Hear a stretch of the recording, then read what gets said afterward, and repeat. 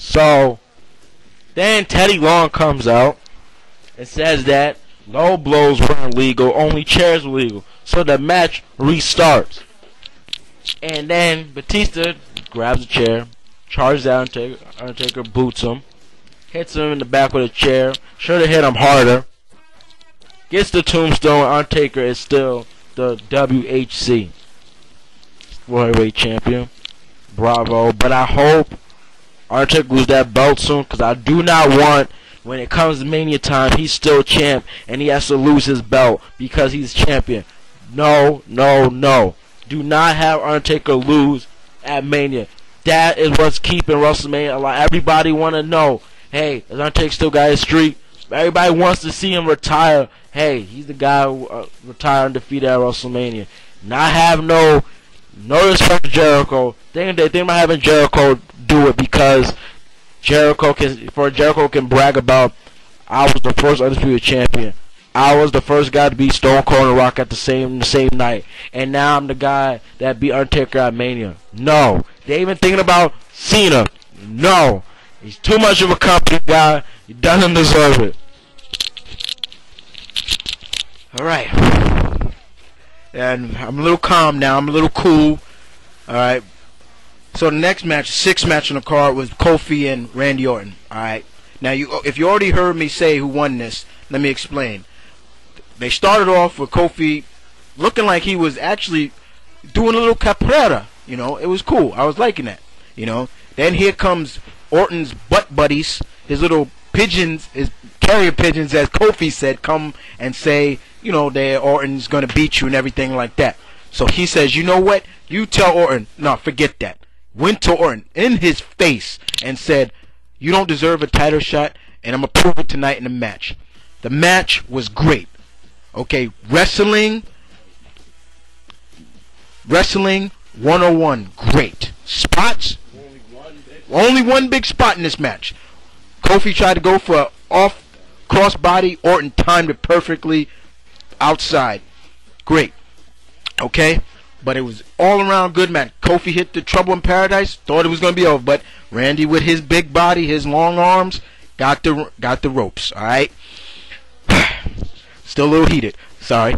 But then it came down to, once again, Kofi goes out, cross bodies, Orton get back in the ring. Orton hits that traditional rope DDT he always does. Beautifully. I was like, oh man.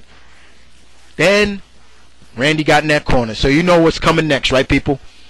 That punt kick. And however, what it looked like to me, Kofi blocked it. He did block it with his elbow, and he was hurting. But I thought it was like Orton was going to really sell that, like, oh, he hurt his leg. Then Orton's pounding the ground, you know, ready for the RKO. Kofi tries to go for the Trouble Pass one time. Orton blocks it beautifully. It was beautiful timed. It was timed beautifully. Orton picks up Kofi, RKO. 1, 2, 3. However, this match was not for Orton to win. Okay? And I won't be surprised if I read somewhere online that Orton had another fit in the back because of that finish. Because he is known for doing that. You know. He is the one other guy I know that will stand up to Vince and those writers and tell it like it is. This match was really for Kofi to win. Okay? First, you kind of bury Kofi in that match where he gets beat down by Legacy and then still wants to fight, and then you pull this off. What are you guys doing, man? This guy is a true blood superstar, and you guys gotta stop pushing this guy down. This guy has won every major title in your company, and you guys are pushing him down. He's won Tag Team, United States, Intercontinental, and all he's missing is that big one. Don't make him like another Jeff Hardy, where it takes him about freaking a decade to win this belt. Please don't do this. This is his time. I'm rooting for him to win the Royal Rumble or John Morrison to win it, but please don't do this to this man. You writers are pissing me the hell off. Vince, stop it. I have been watching your company since I was 5 years old, and you guys are ruining it. Maybe when TNA goes to Monday, January 4th, we'll slap some sense into you and say, stop with the PG crap. You get hit in the face with a ladder, you're gonna bleed. So don't be having no doctors and stuff come out and stop in the match.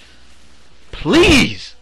You are burying these great talents, and you are pushing these freaking lightweights that don't deserve shit. Okay?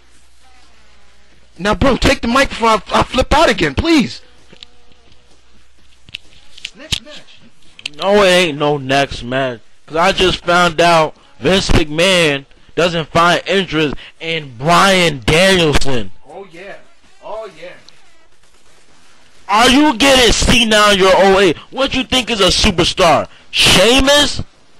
What you don't want a face that can actually say, "Hey, I don't get no superhuman comeback." You want a face that can pull out the superhuman comeback. Are you mad at the fact that Bryan Danielson got a diverse moveset? I don't know what's wrong with you, cause what I see is they one of the best freaking wrestlers in the world. If Bret Hart can come out and say, the Hitman himself, this guy's made one of the best wrestlers in the world, but to you, I don't really find anything interesting. Yo, Vince, something's wrong with you. You're coming to the point that, one, I'm thinking that you're racist. Go on. Two, you got a problem. You got a problem with thickness in females. Three, you think that you can push somebody that... How long is Shane? You haven't been here for even a year. 4 freaking weeks. Been to Raw 4 freaking weeks, and he's gonna... What is your problem? And back to the Orton and Kofi, it reminds me of Triple H versus Austin. Yes, everybody remembers that big feud. But how did the feud end? With Triple H winning. It was wrong. It wasn't for Triple H to win. It was for Austin to get revenge. So you have Orton win. Not cool. You wait. It's really not in the definite of burying, but you buried the feud by having Orton win. And I like Orton. We like Orton. We like Kofi. Explain that. We like Orton. Randy, we love you. But Orton did not deserve to win this match.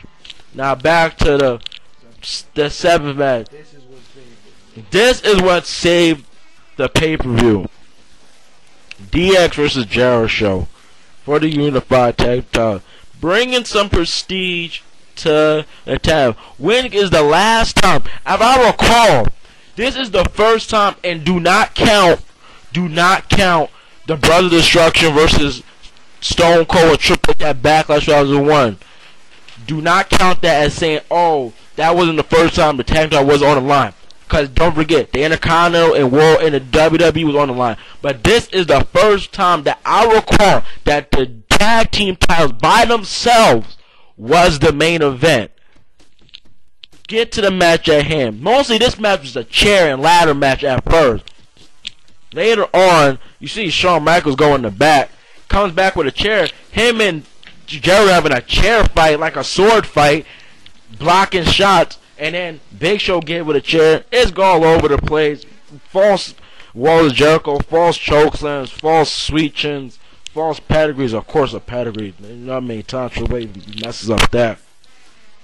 And then you got spots like, you had one spot, Triple H was a trio roll on the ladder, and then Big Show threw Shawn Michaels. You know Shawn Michaels flip when he hits the turnbuckle, hits Triple H.